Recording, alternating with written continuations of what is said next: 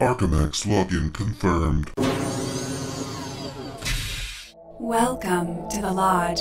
You've accessed the Lodgecast experience. Warning, warning. Dangerous spoilers ahead. Enjoy.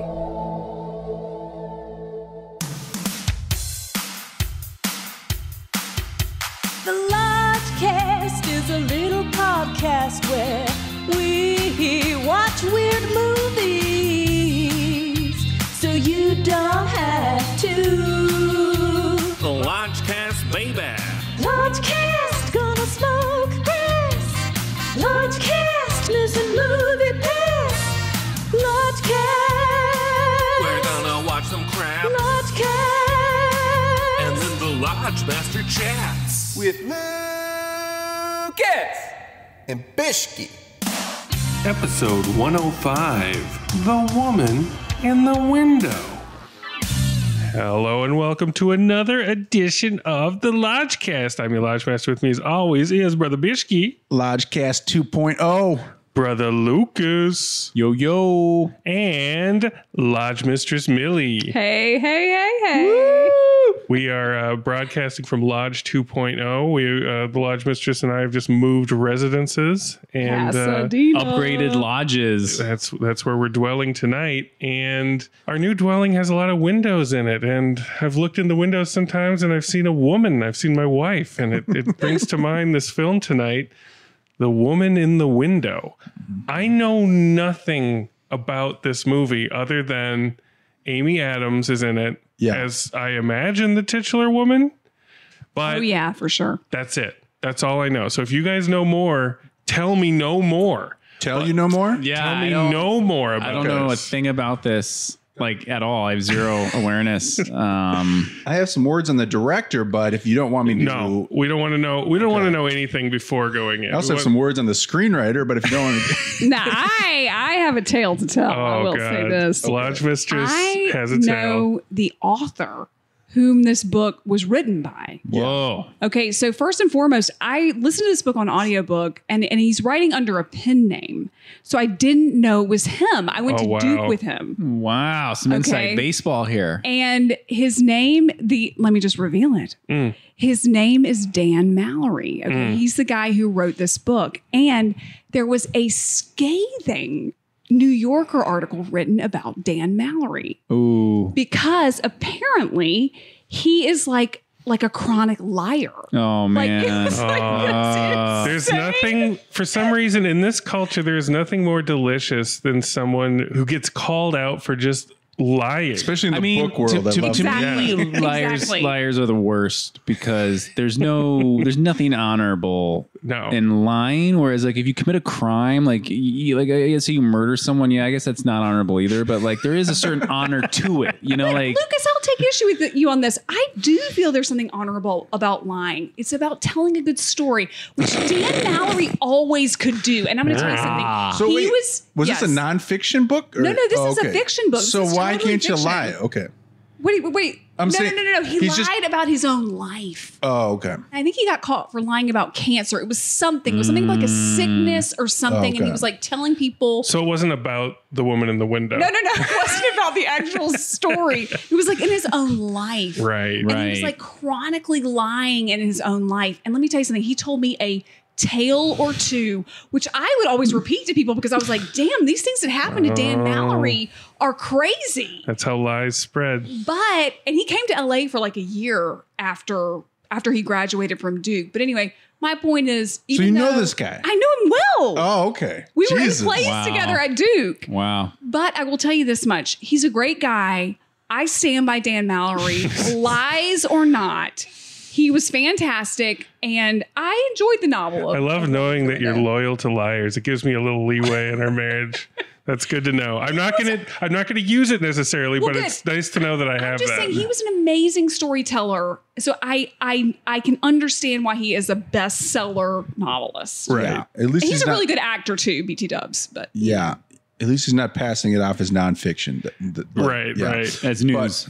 But Amy Adams is back. She's back. She was last in the Lodge cast with a little movie called Hillbilly Elegy. Oh, right. AKA the Meemaw Chronicles. So let's see if she can bounce back from that. This also, I haven't even seen a trailer. I know nothing about this movie, but it does appear to be another entry in the rich pantheon of what the Lodge Mistress and I like to refer to as Amy getting dirty movies. Mm-hmm. Definitely. It looks like she's trying to play a little hard Scrabble, and some people just can't do it no matter how hard they try. And Amy keeps trying. To be a drunkard. Sharp Objects, Hillbilly Elegy, this, I presume. And it's always just fun to watch. It's fun to watch when an actor is really trying to hard Scrabble it up. And maybe she pulls it off this time. Maybe third time's a charm, but I'm hoping she doesn't. This is a big Netflix movie, easy to watch, fired up if we tell you to, but we're not sure if we will. Okay. Well, let's throw back the sash and look in the window and see what stares back at us. Lucas is so pumped for this. Woman in the window, y'all. Liars. Let's do it. I was thinking about parking the other night. We was out on the back road. Me and my baby was just getting right. All systems on overload. Radio blasting in the front seat, turning out the music fine. And we were snuggled up in the back seat, making up for lost time. Steamy window, zero visibility. Steamy windows, coming from the body heat. We are back from Woman in the Window, people. We survived. We saw Barely. through the glass. Oh my God. Oh, before we get too far into it. Fishy, what's that shot? From Rotten Tomatoes, Anna Fox. Amy Adams is an agoraphobic child psychologist who finds herself keeping tabs on the picture perfect family across the street through the windows of her New York City brownstone. It's like slam poetry. Picture Her perfect life- family. Her life is turned upside down when she inadvertently witnessed a brutal crime based on the gripping best-selling novel and adapted by Tracy Letts. Shocking secrets are revealed, and nothing and no one are what they seem in this suspenseful, psychological thriller starring Amy Adams, Gary Oldman, Anthony Mackie, Fred Heckinger, Wyatt Russell, Brian Tyree Henry, Jennifer Jason Leigh, and the Julianne Moore, period. Wow. And that's Julianne Moore at the end. I mean, this movie is star-studded. Yeah. But to what effect? I mean, it's so silly. This movie is so silly, but there is something to it that it's like that something smells good in Stinkville. There's something to it, the way it looks, the way it sounds, and the way it smells. I couldn't stay away from it. Like I needed to know what happened. Let's hear more about this AJ Finn, if we can. Yes, Lodge AJ Mistress. Finn, aka Dan Mallory. Let me tell you a little bit about him. Tim Mallory. Tell us some Tell you a bit more. about him. You know, Dan Mallory was this gentleman who was very kind of posh, very posh. Like I remember he was trying to explain to me about a rap song, and he was like, "There's this rap song that I like, and it's like no diggity." You know, you've got to it up. I forgot what the words are. You got to bag it up. You've got to bag it up. And I was like, Dan. That's Dan. That seems like the mind that wrote this story. And here's the other thing. He used a pen name because he felt it was so dirty and beneath him, you know, because he's very smart. He's super smart, crazy smart. And this is pretty lowbrow. I mean, Well, it's so derivative. It's even very derivative. One of the first shots is Rear Window advancing frame by frame. Like Amy Adams plays a old movie buff in this. And just because you wear your influences on your sleeve doesn't mean that it's okay to completely ape them, you know? Yeah. And, like there was also some shining callbacks with the Monday, like Tuesday, Yes, like Wednesday Lucas. title cards where I'm like, is this supposed to add up or mean something other than just the monotony of her never leaving? It doesn't matter what day it is, but like when day titles come up, day of the week titles, it is my humble estimation that you should only be doing a week. Like when it Yes, bleeds over into the sir. next Yes. Monday I was and like- the I was next thinking the same Tuesday, thing. it's like you feel cheated. I was like, I thought this was fucking Yeah. over by the time we were done with the week. Yeah. And now here we're starting with Monday again. Yeah. But one thing I will say is that in the book, she has this sort of like online presence that they cut out of the film, and it was probably for the best. like I mean, Sandra Bullock in The Net. yeah, kind of. But what it did do that you didn't get from this was it established her as a good therapist. Okay. Which made you sort of feel like why she could communicate with this guy, why she sort of beat him in the end. Because You know, she like- seemed inept at pretty much it- everything. And that I do feel like was more aptly handled in the book. I will Okay. say. Yeah. No, I think Tracy Letts. So in regards to the director and writer Yes, who we Bitchy, couldn't tell mention, us. so Joe Wright, I am a fan of generally. I think Tell he's us what he directed. he directed Pride and Prejudice, the adaptation. Oh, I love that one. He did Atonement. He did the Gary Oldman film about Churchill. Churchill The called Darkest Hour. The Darkest Hour. There's a bit of the old Atonement musical riffs in this where Atonement had the typewriter keys as percussion elements. Yeah. This one has Amy Adams pills as percussive shakers. Nice. Which is pretty funny. Yeah, so I'm generally a Joe Wright fan, but Tracy Letts, on the other hand, not big fan.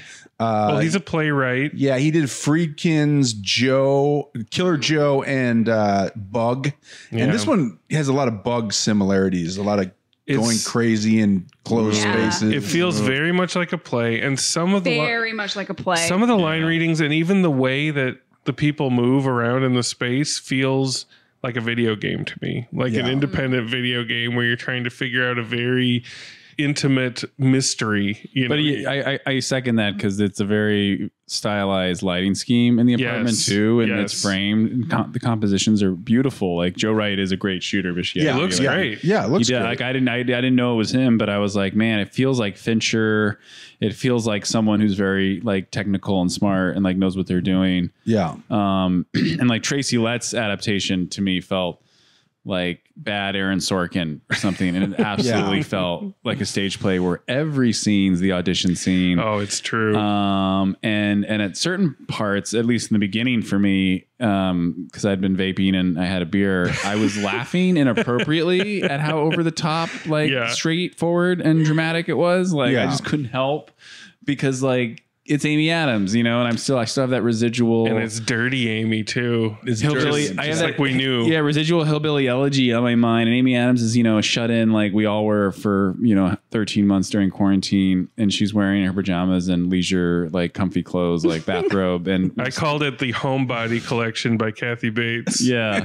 Like you'd find at Kmart. But I do want that collection. Oh, we'd both wear it. But yeah, I, as you all witnessed, struggled to stay conscious. Poor LT. I made it like 40 minutes in, and I kept waiting for the story to kind of kick in, with those days of the week where I was like, it's all going to change on Thursday. It was the day it all like changed, but it just felt like it wasn't really going anywhere. We woke Lucas up and he said, this is some vertigo shit. He said, the woman with vertigo in the window. And then he went back to sleep. But it did kick in at a certain point, and I gotta say, that's the salad dragon.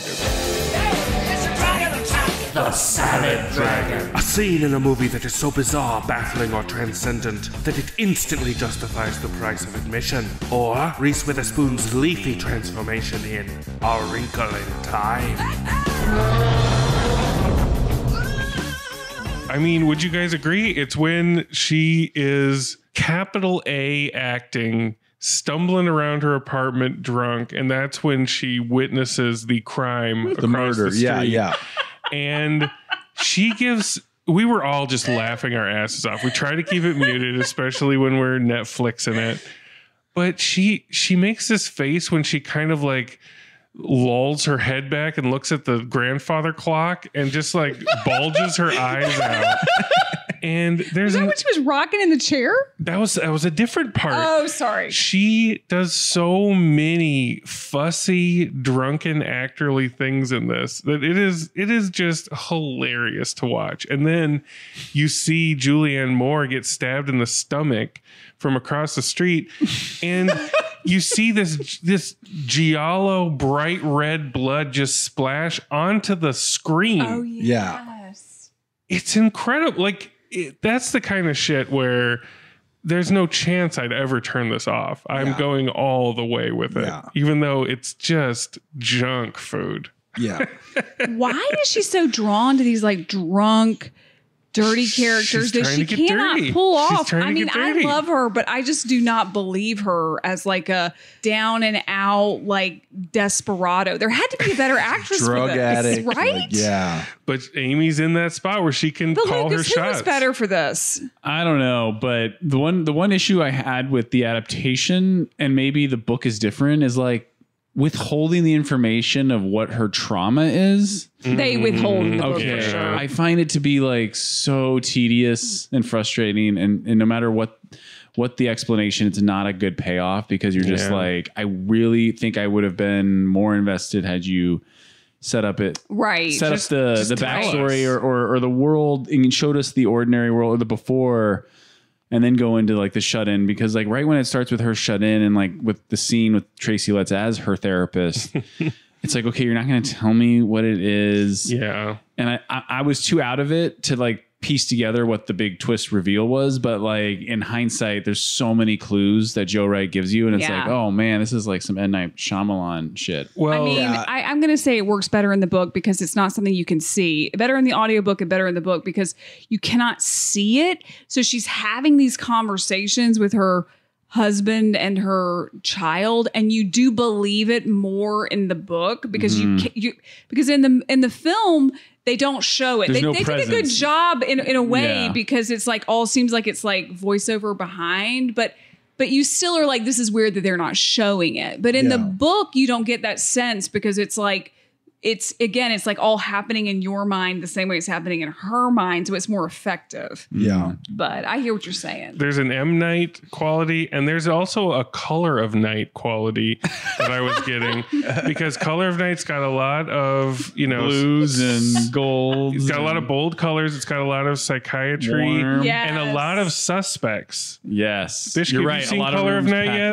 No, I'm waiting. Bishki, you gotta see it. I'm waiting to watch it right here with you guys. No. We'll watch it at my place. We'll watch it with you. We'll definitely watch it on the big screen. There's also a very similar twist in this to Color of Night, which we won't spoil. But I also got Sliver vibes. There's a lot of Sliver feeling, with the voyeurism and just her general demeanor kind of reminded me of Sharon Stone in Sliver, where she's kind of just, a non-entity, haphazardly, floating through the fucking thing.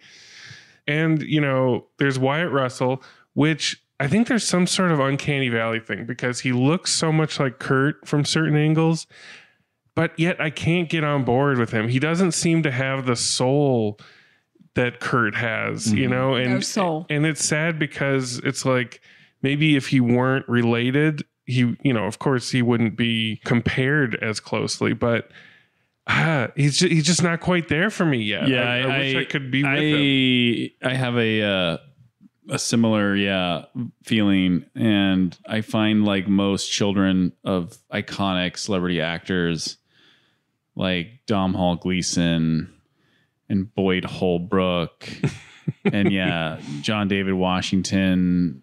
Scott Eastwood. There's just too much expectation. I think like, wow, good for you to like follow in your daddy's footsteps or whoever. Like those are big shoes to fill. Cast a long shadow, and you'll forever be compared to them, no matter what, no matter how hard you try. Right. And like some of them are more charismatic than others, but it's just Michael like at the same time, I just feel like it is truly like nepotism and like, you know, people always make it sound like, oh no, but they're so hardworking and talented. It's like, no, they're just like royalty. They're a legacy. Yeah, it's like you got to be extra good to overcome that. I just like, it's hard for me to, I don't know. Julianne Moore, on the other hand, in her brief scene in this, was having a blast, and she looks fantastic. Yeah. I mean, how many decades has she been in the biz? You know, and she is still just as vibrant and as sparkly and as amazing as she's ever been. But that was so awkward scene. I'm sorry. Was it not? I thought it was. I loved that scene. I thought she was really drunk.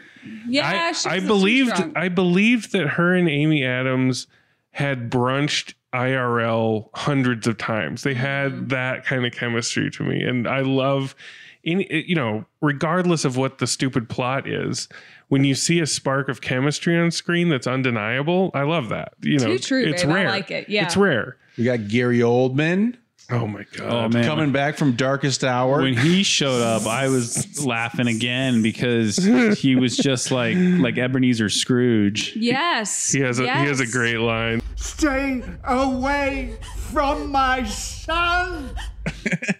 That's you can tell like he selectively woke up in some of the scenes. Like there's a lot of scenes where everybody's standing around in like perfect like knives out like a play positions. Stage. I did think of Knives Out when they were all when all the characters were in the same room or the same frame. Did you ever think he was really the culprit? He was too old. He was not threatening. I'm sorry. I never thought he was miscast. I thought he should have been cast as someone who seemed threatening and like he could have like really done some damage. Well, Gary Oldman's at the point in his career where if he wanted to play the Amy Adams role, like last minute, they'd just be like, yep, of course, Gary, go for it. Put on the moo-moo, you know, go for it.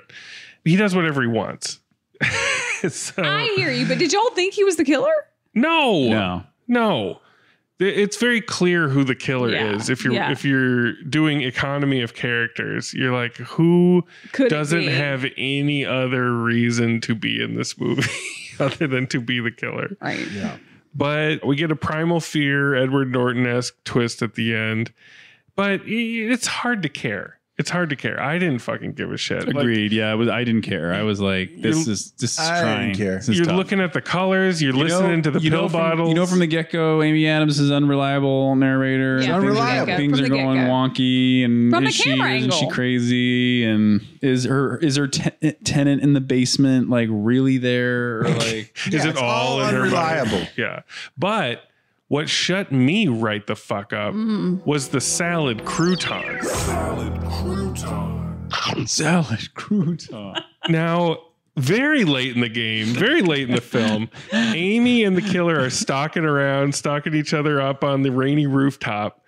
And somehow she wrestles control of the knife. So she's got the upper hand, or so you think.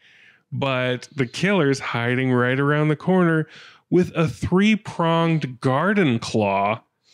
He jumps out in front of her, and I shit you not, he swings the garden claw as hard as he can, and it lodges right into the side of her face. Just smacks her in the face with it. All three hooks prongs, her like a fish. All 3 prongs embed deep in her cheek, jaw, and neck. You see this very clearly. Yeah. I have never seen anything like that, especially done to someone like Amy Adams. Like, it blew my mind. So usually with these movies, with these Netflix movies, I mean, without a doubt, this is a laundry folding movie. Yeah. Oh, please do so. Certify it. When you watch the silly film, you should be folding laundry. Folding. Oh, yeah. But the problem is the scenes you really need to see are halfway through and at the very end. So you gotta do a lot of laundry to get to these parts. About hour and 40 minutes. But That's doable. It's worth it. It's so worth it. Do all your sheets, do all your towels, do your drapes, make a window connection and do the drapes. And maybe by that time you will just get to sit down with a glass of wine and take in the dragon and the crouton. But yeah, this is a wine movie for sure. Oh my God. We should have been drinking wine this whole time. But yeah, you guys have anything else to add about this this motion picture? Jennifer Jason Leigh, very underutilized. How Barely had a line. How many words did she say in this film? Maybe a line. I don't know. I didn't count one. Oh my God. Yeah, what was that? Why did she even show up? That was my Vertigo reference. So they establish Julianne Moore as Jane Russell, and then later Jane Russell shows up as Jennifer Jason Leigh, and I was like, whoa. That to me was when the movie started. That was like 30 minutes in where I was like finally perking up, like, okay, something's happening. You did wake up, which was cool. Literally. It was fun watching you wake. It's like, the story's clicking if Lucas wakes up and stays awake. Otherwise, it's over. The part I really liked that I almost forgot about was Amy Adams gets an email from a mysterious sender, and it's a photo attachment. And in true, like, stupid suspense style, and I would love to see if this was written into the script, but the JPEG loads like an old AOL dial-up JPEG, when you used to get like a picture like a window that you're like raising, like Cindy Crawford, and it would like slowly scan across her eyes, and you're like, oh my God, in 20 more minutes I'm gonna get the full shot. That's what it did, and it slowly reveals to be a picture of her sleeping, and she's just like, oh my God, somebody took a picture of me sleeping, and she drops her laptop. And the screen smash pattern is completely inconsistent with how her laptop hits the ground. These are the things you think about when you don't give a shit about the plot, But it was nice to see that JPEG load style happening. And yeah, they should bring that back because we could all use a little more anticipation in our lives. Start making like 1 gigabyte JPEGs. Like where the protagonist is about to get the crucial information, but someone calls him and like it kicks him off the internet. Like the AOL just crashes and it's like, no. Yeah, we need to go back to a dial-up based society. Yeah. It'll chill us all out a little bit. Definitely. Give us time to think about shit as the key lightning hits the triangle hole. Exactly. Well, I think it's just about time we go to them window bones. I can feel it in my bones. All right. The expert lodge mistress, you kick it off. Set the table. Yeah. Pat and Mallory. There was a lot stacked against this film. There were some shots that were amazing, but you were shaking your head a lot, and you were slapping your hand onto your forehead a lot. I was like, It was an ay film for me because it was like this one location film. And I do not like those films. I mean, I did not feel like the location was like really used that well. Like I don't like one, but then again, I just don't like one location films unless there's like a really good plot. And I knew the plot. Maybe that was why it was so bad. I mean, I knew the plot. I knew it all. And I was like just waiting for it to all be over. Was the garden claw in the book? I don't know, but I was genuinely shocked by that in the film. So maybe it was, but I mean, that's like a thing that again, that's like very visual and visceral. Sure. So it really worked for film. I don't know if it was in the book or not, but yeah, it's kind of funny if it's just written. But I will say that, I love me some Dan Mallory. Yeah, you do. I love the man. I just love him. You hold the torch and for him. I hold the torch. Duke, AJ Finn. Mallory Gallery. Her Duke love runs my so Duke deep. love. He was in plays Blue with Devils, me. Blue Devils. And he again, like he got really roasted and whatever, man. I still love me some Dan Mallory. For that alone, I'm giving this film 2 bones. 2 bones for Dan Wow. Mallory.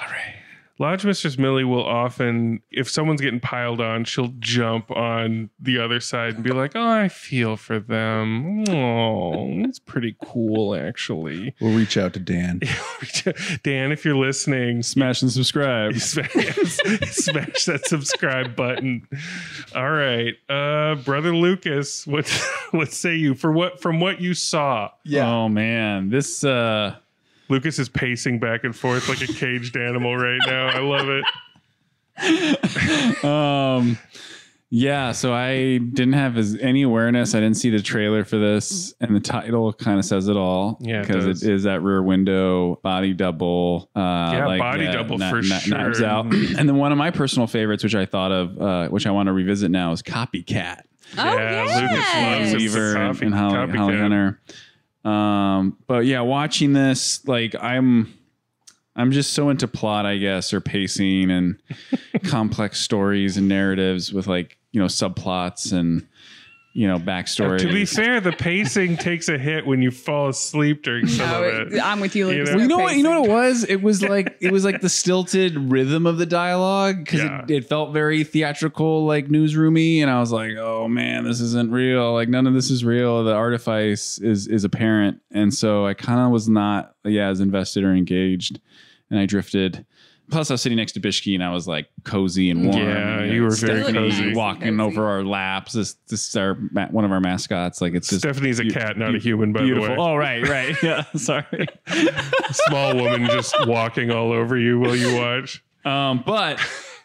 This has all the right ingredients. Like I definitely feel like if Brian De Palma directed it instead of Joe Wright, like it would have been a little sexier, maybe some more nudity. Yeah.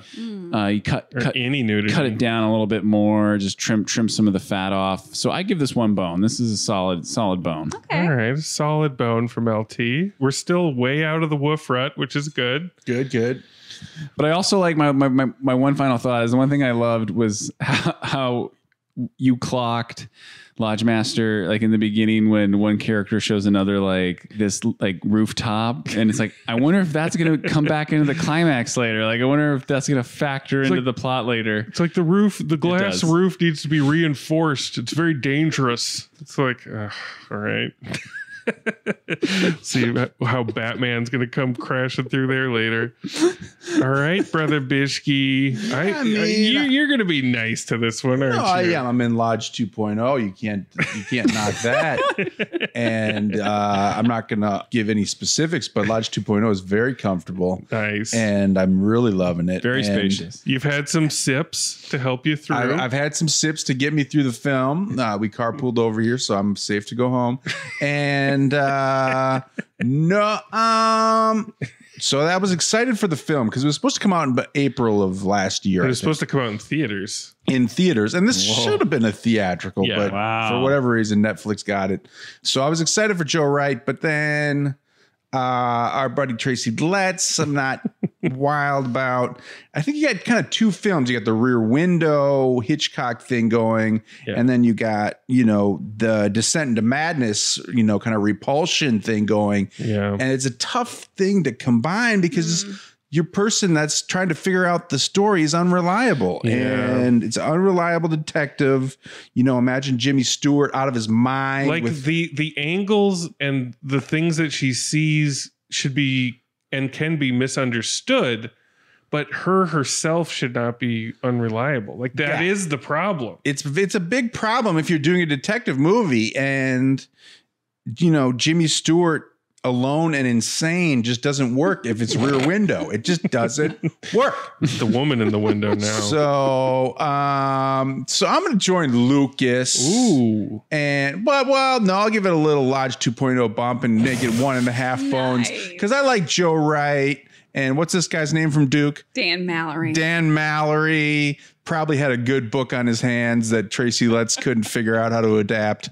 So I'm going to give it 1.5 bones. 1.5 bones. That's some love and light.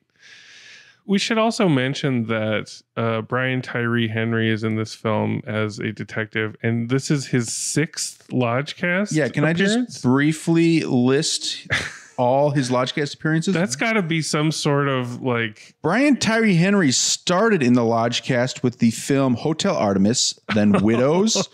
Then he came in with Child's Play remake, Joker, and then he was in Godzilla versus Kong, and now he's in The Woman in the Window, his 6th appearance. Wow, nice. That's a Hall of Famer. Eclectic, yeah, that's a big filmography. Well, like I said, I couldn't take my eyes off this, even though I took my ears off of it and I definitely took my brain off of it quite a bit.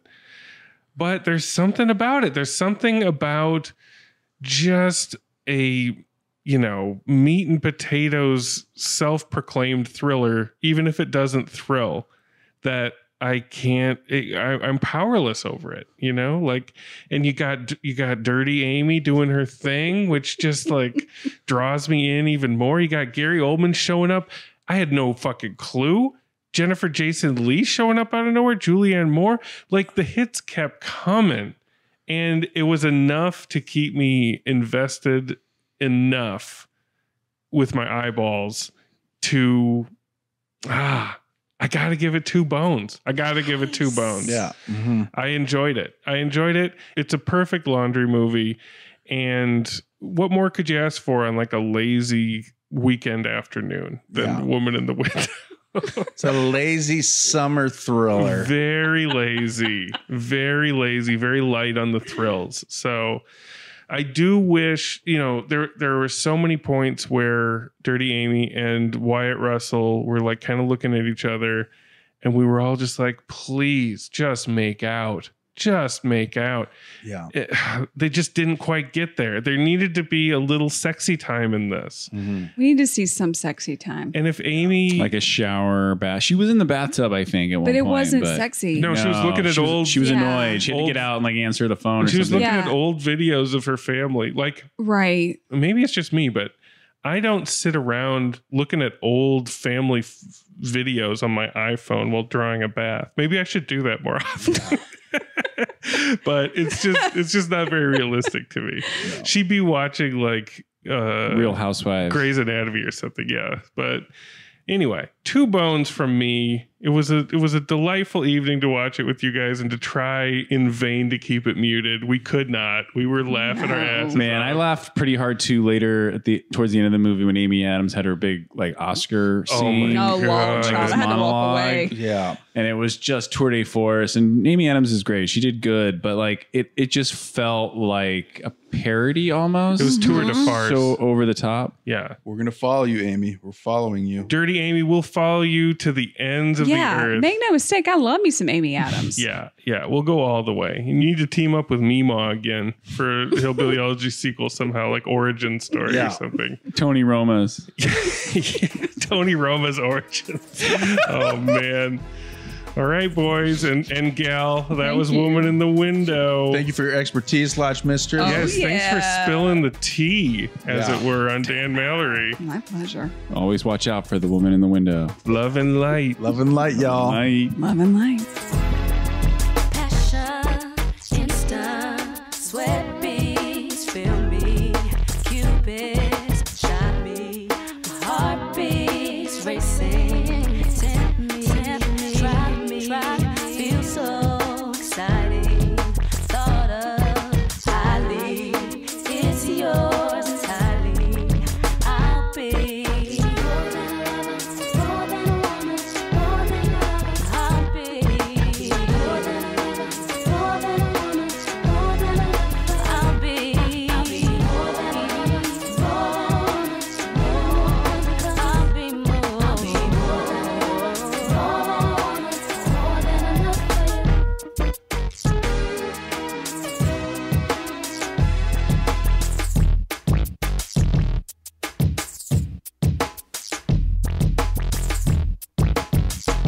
No diggity.